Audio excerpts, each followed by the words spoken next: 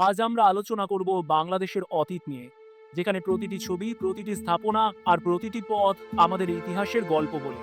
বাংলাদেশের নানা জায়গায় ছড়িয়ে থাকা ঐতিহাসিক স্থানগুলি আমাদের শিকড়, আমাদের সংস্কৃতি এবং আমাদের পরিচয়ের এক অমূল্য অংশ। একটি সময় ছিল যখন ঢাকা শহর ছিল একেবারে অন্যরকম। ঢাকা শহরের অলিগলি, পুরানো সেতু আর নদী সব মিলিয়ে এক অসাধারণ পরিবেশ তৈরি করেছিল। এই শহরের প্রতিটি সড়ক যেন কোনো এক প্রাচীন গল্প বলতো। একদিন আমি মনে মনে ভাবছিলাম, যদি আমরা আমাদের অতীতের দিকে একটু নজর দিই, তাহলে কি আমাদের শহরের ঐতিহ্য আরো ভালোভাবে বুঝতে পারবো। আমরা শুরু করি লোহাপুল থেকে। 1947 সালের সময় তখনকার ঢাকা ছিল বেশ শান্ত, তবে এই সেতুর উপর দিয়ে হাজার হাজার মানুষ চলাচল করত। একটি পুরনো সেতু, যার উপর দিয়ে হেঁটে যাওয়া মানে এক নতুন দুনিয়ায় পা রাখা। বুড়িগঙ্গা নদীর পাশে দাঁড়িয়ে ভাবছিলাম, কত কিছুই তো বদলে গেছে। তখনকার দিনগুলিতে এই সেতু ছিল ঢাকার যোগাযোগের একটি গুরুত্বপূর্ণ জায়গা। আজকে সেই সেতুর পেছনে খুঁজে পাই এক সময়কার মানুষের নিঃশব্দ যাত্রা। তারপর গ্রামাঞ্চলে একদিনের গল্প মনে পড়ে। 1860 সালের গ্রামের দৃশ্য যেন এক শান্তির আখড়া ছিল। নদীর তীরে বসে কিছু মানুষ আড্ডা দিচ্ছিল, আর কয়েকজন নৌকায় চড়ে নদী পার হচ্ছিল। গ্রামটা ছিল প্রকৃতির সাথে একাত্ম হয়ে থাকা, যেখানে মানুষ কোনো তাড়াহুড়ো ছাড়াই জীবনযাপন করত। এমন এক পরিবেশ যেখানে সময়ও যেন থেমেছিল। পরবর্তী মুহূর্তে আমি চলে গেলাম খোলাই খালের দিকে, 1870 সালের চট্টগ্রামে। নদীটি সবুজ প্রকৃতির মাঝে বয়ে চলেছিল, আর দুই পাশে গাছের সারি যেন এক শান্ত পরিবেশ তৈরি করেছিল। এখানকার দৃশ্যগুলির মধ্যে এক ধরনের স্নিগ্ধতা ছিল, যা আজকের পৃথিবীতে বিরল হয়ে গেছে। নদীর তীরে একজন ব্যক্তি হাঁটছেন, আর পাশে এক নৌকা ভেসে চলেছে, যেন সময় থেমে গিয়েছে আর এই নীরব শান্তি সবকিছু শোনাচ্ছে। আর একদিন আমি গেলাম দিলকুশা বাগানে, 1904 সালের ঢাকায়।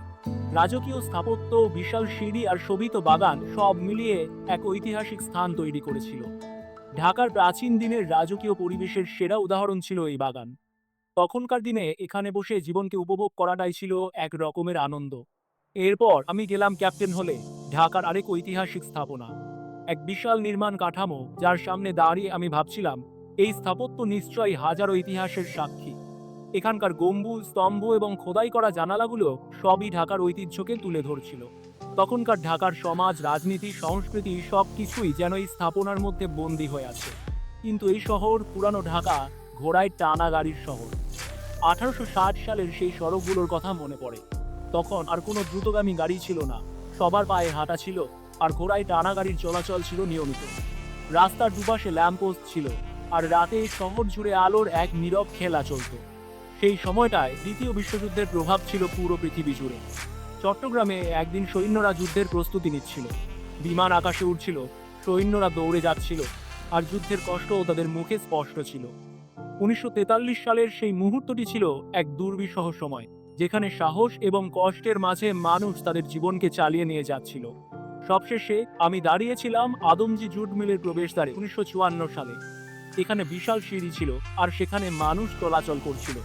মিলের প্রধান গেটের দিকে তাকিয়ে ভাবছিলাম, এক সময় কত মানুষ এখানে কাজ করত, আর এই মিল ঢাকার অর্থনীতির গুরুত্বপূর্ণ অংশ ছিল। মিলের ঐতিহাসিক গুরুত্ব এবং এর সঙ্গে জড়িত শ্রমিকদের জীবন যেন এক পরিপূর্ণ গল্প।